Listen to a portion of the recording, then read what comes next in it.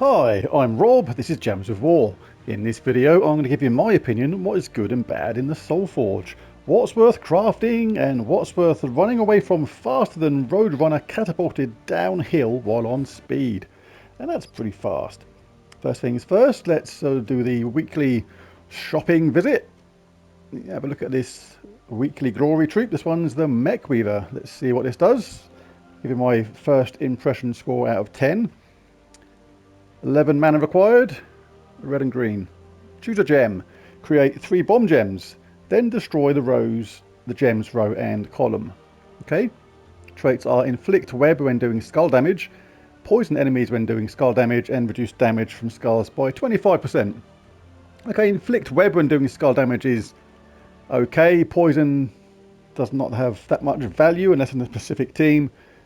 And reduce damage from skulls by 25% is okay-ish, but it is, it's not high-level troops, so it's not going to have spectacular traits.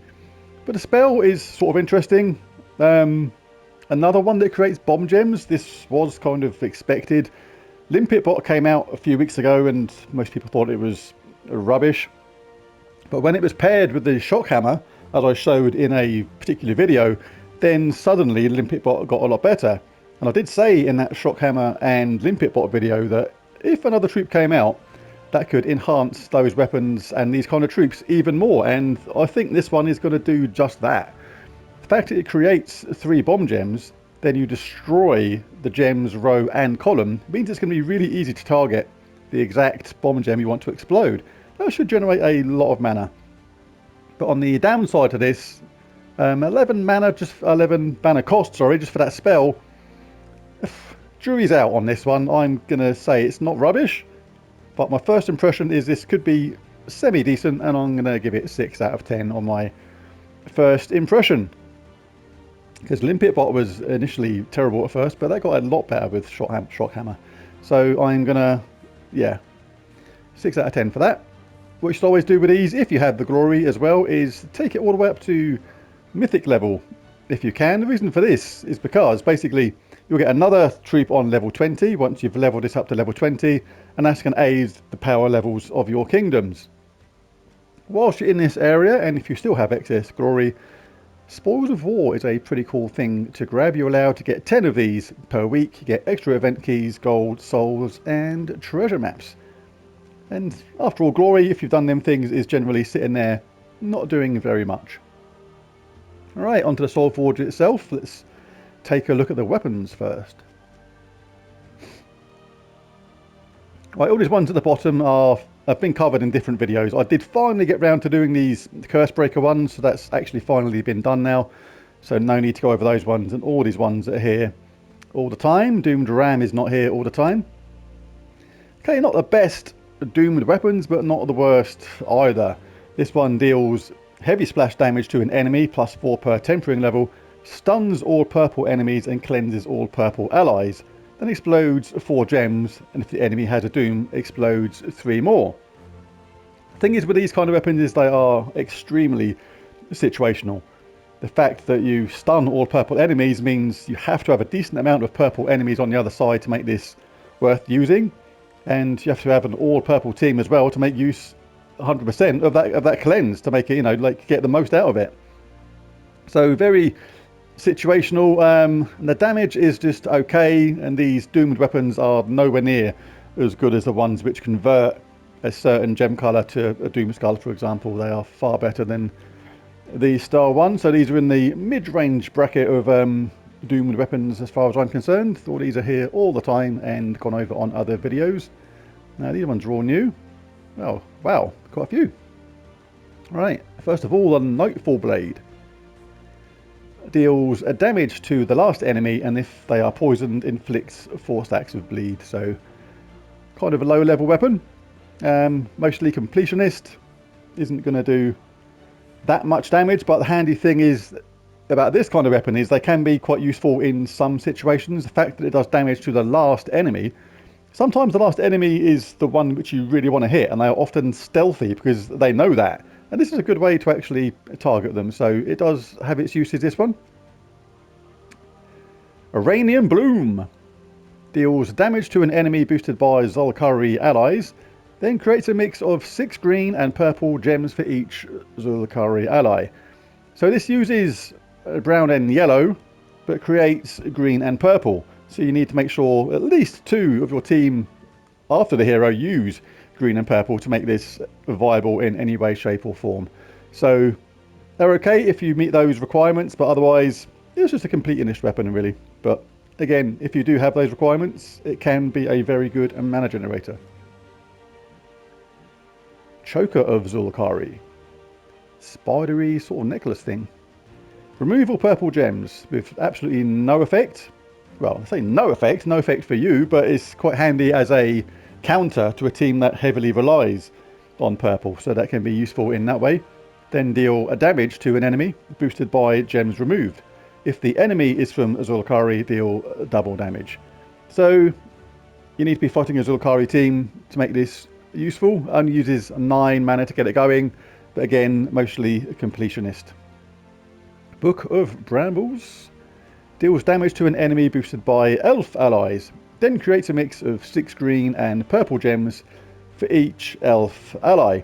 So again, a bit like the other one, this uses excuse me, this uses red and brown this time, but creates green and purple. So you need elf allies on your team, and basically then at least a couple of them using green and purple to make this worth getting or casting.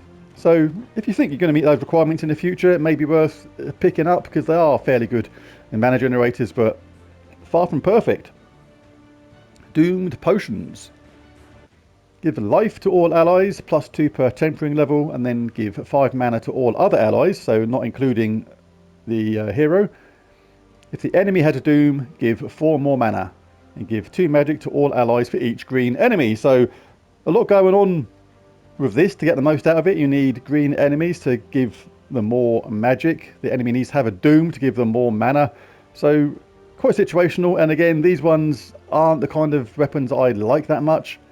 These give life to all allies is nowhere near as powerful as the ones that, again, change a certain colour to doom skulls. They're far more powerful than this.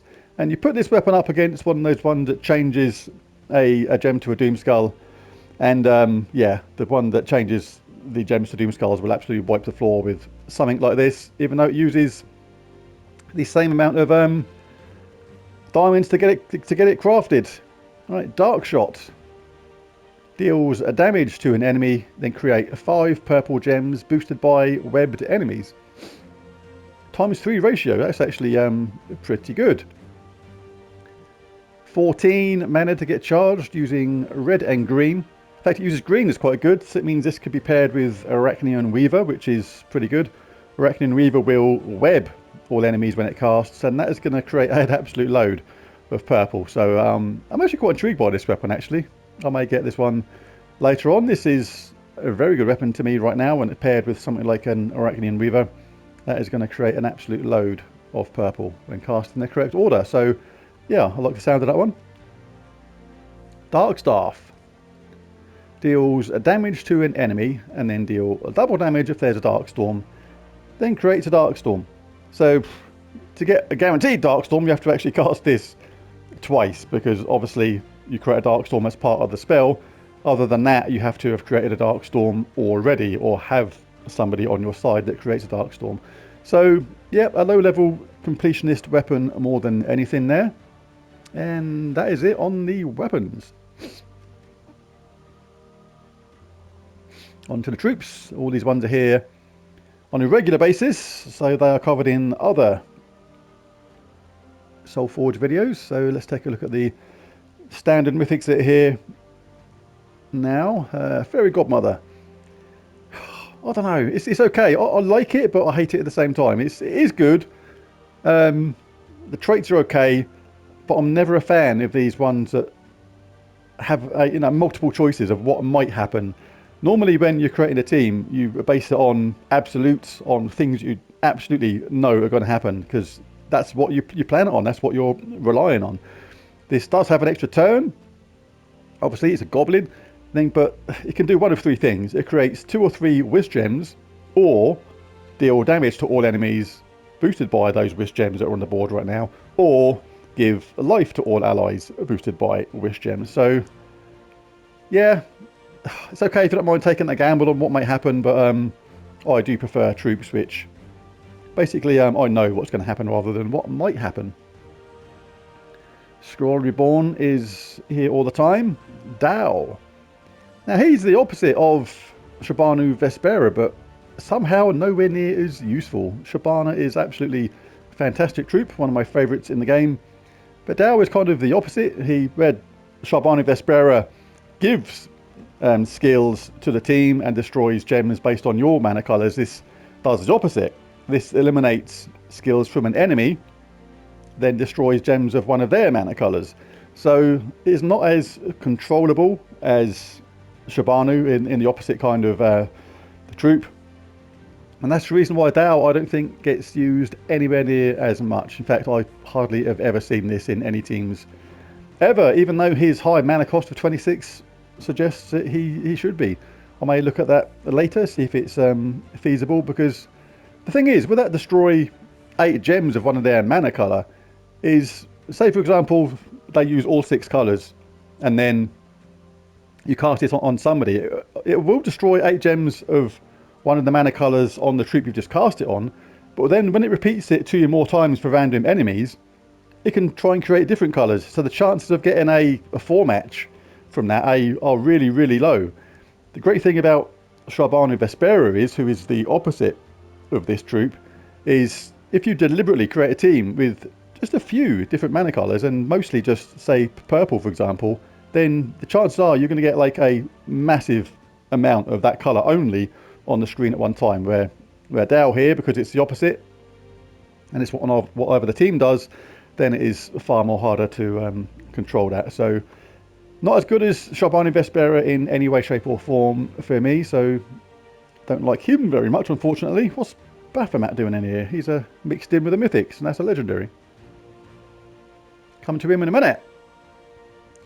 Arachnaean Weaver, absolutely one of the best troops in the game for me. Absolutely love this guy, or gal, I think it's a guy though. Webs all enemies, not to be underestimated. When you're webbed, your magic gets reduced to 0, and against those Tina teams and things like that, that absolutely crucifies them. Does that first, and then deals true damage to the last 2 enemies, and if one of those enemy dies, explodes 15 gems, which is a lot of gems and a lot of mana generation. It's a brilliant spell, works really, really well with a lot of different teams. Because it's an elf as well, you can get a 50% start by using King Avalon, and pairs really well with Life and Death. There's loads of things to like about this troop. It's absolutely superb. And 20 mana cost is actually quite low for that spell, I think, so good value in that way as well. The traits are some of the best in the game too. Stealthy, cannot be targeted by spells. Impervious, immune to all status effects, Devour, Lycanthropy and Mana Burn. And a fantastic last trait too, a 75% chance to summon a Web Spinner when an enemy dies.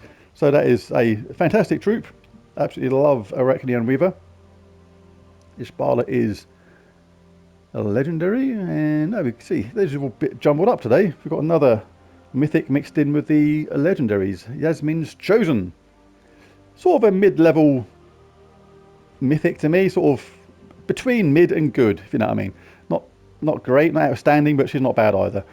Deals scatter damage boosted by entangled enemies, then creates 10 green gems. That is one of the best parts about her spell, that creating 10 green gems. If there's a decent amount there already, that is almost going to be guaranteed to get an extra turn, and she can self-charge at the same time. And the traits gain 1 magic for each green ally, gain 1 magic when an ally casts a spell, and entangle a random enemy when matching green. It's not a great set of traits, to be honest. Even the last one is not that much cop anymore, especially with the inclusion of Elementalist class now and things like that. But yeah, she's not bad. Quite like her. Like I say, mid to good level mythic there for me. And that is the 4 mythics. So let's go over the legendaries just quickly. Don't usually recommend crafting these kind of guys, because basically it's far easier to pull a legendary from a chest than it is a mythic. So save your diamonds for the mythics. Again, not a fan of this. These ones, again, which random, deal a certain amount of damage to the first enemy and spend all my gold to boost the damage, or deal damage to all enemies and gain 50 gold. So Not that much difference in the spell, but hey ho. Not a fan of Gorgon Guard. Artemis not bad. Explodes a row, so that is the row you picked and the one above and below it. Then deals damage to the two weakest enemies boosted by ally centaurs. The only bad thing about that is if one of them, or either of them, are on low health already, a lot of that damage could be wasted. So good, but not exceptional. Divine Ishbala. Now she is exceptional. She's got a couple of very good outstanding points. As you can see, and her spell's not bad either. Transforms red gems to skulls and green gems to yellow, and enchants to random allies. She works well in a bunch of different teams, and that spell can be absolutely devastating when used in the right team. As well as that, all divine allies start battles with 40% mana, which is really, really cool. And yeah, absolutely one of the top legendaries in the game for me. Baphomet, who was the other one that was oddly mixed in with the mythics. Deal damage to 3 random enemies, so you can't choose who that hits, but again, if somebody's stealthy, it may hit them the one that's stealthy, which can be handy sometimes. Then if the enemy is burning, deal a double damage, so that is actually not too bad. Like, damage for me would be just over 100 standard, and if they were burning, it would be over 200, which is not too bad for a legendary. It's actually quite decent. As well as that, you get that third trait there. Deal triple skull damage versus burning enemies is pretty good. Infernal armor, reflect 25% of skull damage is not bad either, while being immune to burning and fairy fire himself. So there it is. That's I think that is it. Right, so there it is. So who gets my much coveted, my amazing, my high award, I'm talking nonsense now, who gets my mythic pick of the week? Well, that is a fairly easy one. That's easily going to be Arachnaean Weaver. No question about it whatsoever. Absolutely awesome troop. Really good with life and death. You can get a 50% start by putting this in the team with King Avalon at the same time. Really, really good spell. Cripples the enemy in a really, really high way. Has a fantastic set of traits at the same time. And only 20 mana cost. That is absolutely superb. Fantastic there. Arachnaean Weaver, easily my mythic of the week for this week. And there's the video. Just a quick shout out for myself, bizarrely. I may be doing my first live stream tonight on YouTube anyway. I used to do live streams on Twitch about a year and a half ago, roughly, before I started this channel. But basically, cut story short, ever since I got a PS5, it's been unable to link to YouTube for some reason. So I haven't bothered, but I think I've discovered a workaround for it the last few days. So maybe a live stream tonight. Let's see. Well, there's a video. If you enjoyed it, be sure to hit that like and subscribe button. And most of all, thanks for watching. Catch you again next time. Bye for now.